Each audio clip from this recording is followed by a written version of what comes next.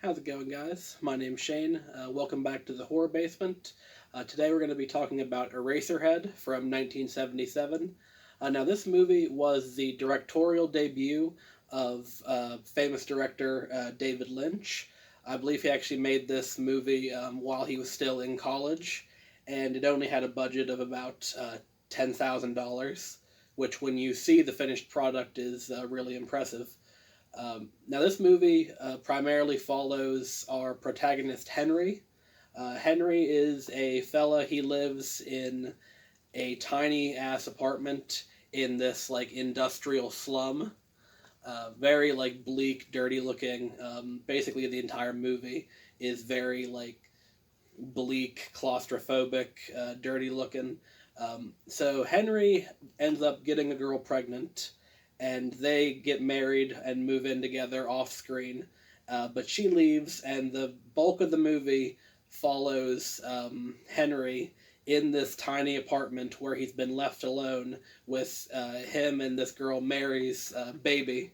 Now, the baby is a grotesque, screeching monster, and the rest of the movie basically follows Henry trying to deal with this new baby that's kind of been thrust upon him, as well as a bunch of weird surrealist shit that happens, which is only sometimes clear what is meant to be dream or allegory and what is meant to be literally happening.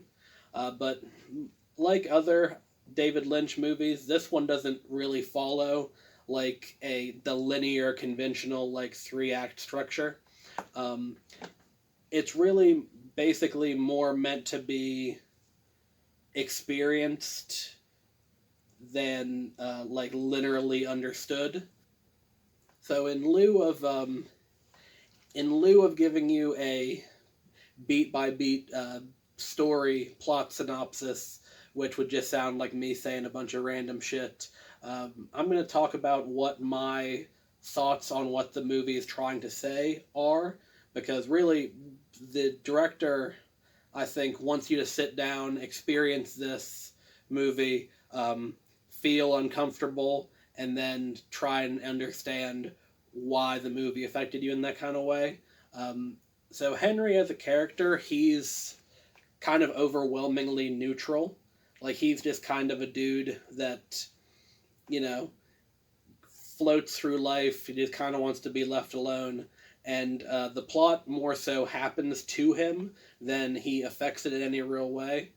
And I think that, coupled with the sheer claustrophobia of the industrial sets, the tiny, dirty apartments,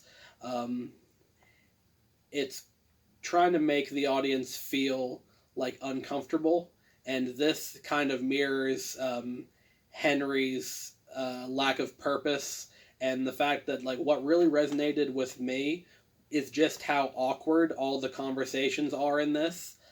Henry cannot catch a break. Everyone he talks to is this just stilted, super awkward conversation, and I think it kind of underpins all the anxiety and strife he's going through as a character, with the lack of purpose in life, and then having a new baby kind of thrust onto him. And I think, along with a sense of alienation and just general anxiety about living in an industrialized society, the movie's really about the anxiety that's coupled with being a new parent. Now, I have a kid. He's about 9 months old, and I certainly wouldn't like it if he was some screaming snake demon fetus thing.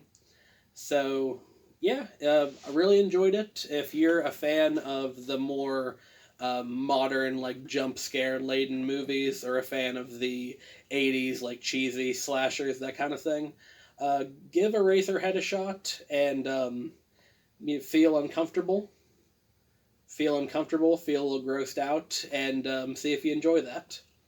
So that's going to be it for today. If you enjoyed this video, leave a like, hit that subscribe button to join the Basement Army, and I'll see all you in the next one. Thank you.